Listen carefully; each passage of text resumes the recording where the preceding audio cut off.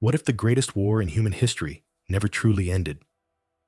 No peace treaty, no victory parade, only a quiet ceasefire that hides a battle still raging in every economy, every nation, and every mind. We call it progress. We call it competition. But underneath those polite names lies the same old struggle that has defined humanity for centuries: the war for power, control, and belief. And the most dangerous wars are not fought with bombs or bullets. They are fought with narratives, debt, and distraction. Because once the shooting stops, the story begins. And the story decides who really won. In 1945, the world celebrated peace. Nazi banners burned, and mushroom clouds crowned the horizon. For the first time, humankind had the power to destroy itself completely. So we built institutions to prevent it: the United Nations, the World Bank, the IMF, the NATO Alliance. On paper, the world united. But beneath the signatures, a new war began. A war of systems, capitalism and communism, markets and ideology, freedom and control. It wasn't fought for land this time, but for the mind of the future. The front lines were classrooms, television screens, and trade agreements. And while the flags changed, the objective did not: dominate the world's resources without firing a shot. Historians call it the Cold War. But cold was only half true. Korea burned, Vietnam bled, Africa and Latin America trembled as proxy conflicts ignited across continents. Each side claimed to fight for peace, yet both armed the world to the teeth. Missiles and silos became the new castles on the hill, symbols of invisible sovereignty. Spies replaced knights. Information replaced territory. And in that hidden world, another revolution was taking shape: the weaponization of finance and technology. While the public feared bombs, the elite discovered something more efficient: currencies.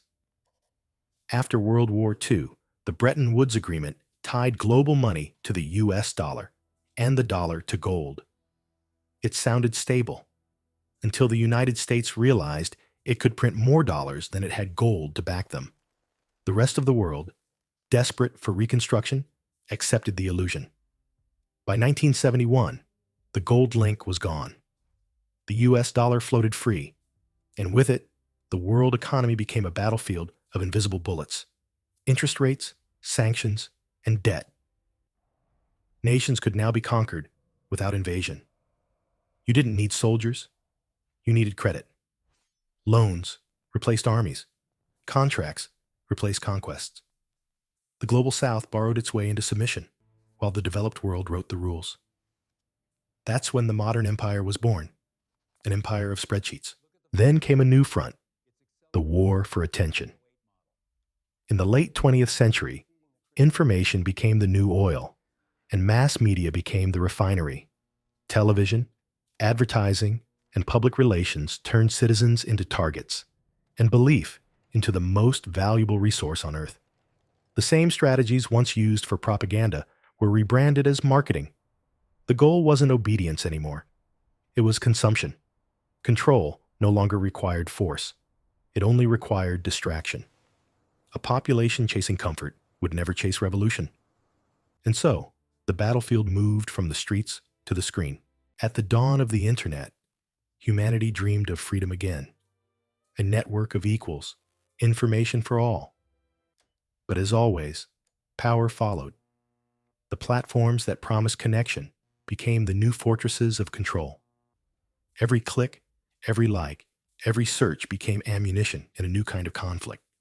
One fought in algorithms, waged by corporations and states alike, where governments once censored, now machines curate. Where propaganda once shouted, now feeds whisper. It's quiet, efficient, invisible, and it decides elections, economies, and emotions alike. The Cold War ended. But the Code War replaced it. While attention was being captured, another army grew: the financial class. Traders, bankers, technocrats, soldiers of the spreadsheet. They didn't march or bleed, they leveraged. When the global economy crashed in 2008, Trillions vanished overnight. Yet the very architects of collapse emerged richer. Why? Because they held the printing press of modern warfare. Liquidity. When bullets fail, you print guns. When systems fail, you print money. That's how the rich learned to wage peace like war. A constant state of managed crisis, profitable chaos, permanent reconstruction. War had simply changed uniforms. Look around. The fronts are everywhere. Trade wars, cyber wars, class wars, information wars. Each claims to protect security or stability, but each keeps the machine alive, the endless competition that fuels power. Fear became the most reliable currency. Governments sell safety. Corporations sell belonging.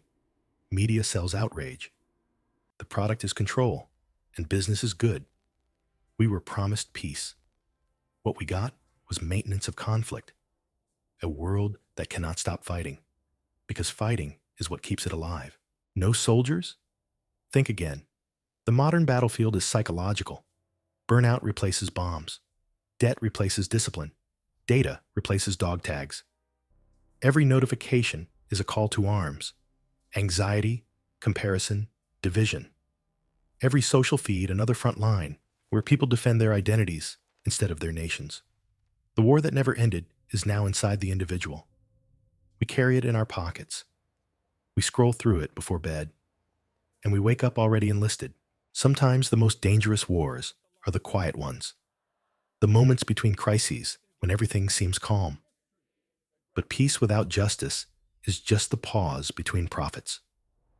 Every reconstruction creates new dependency. Every solution seeds the next problem.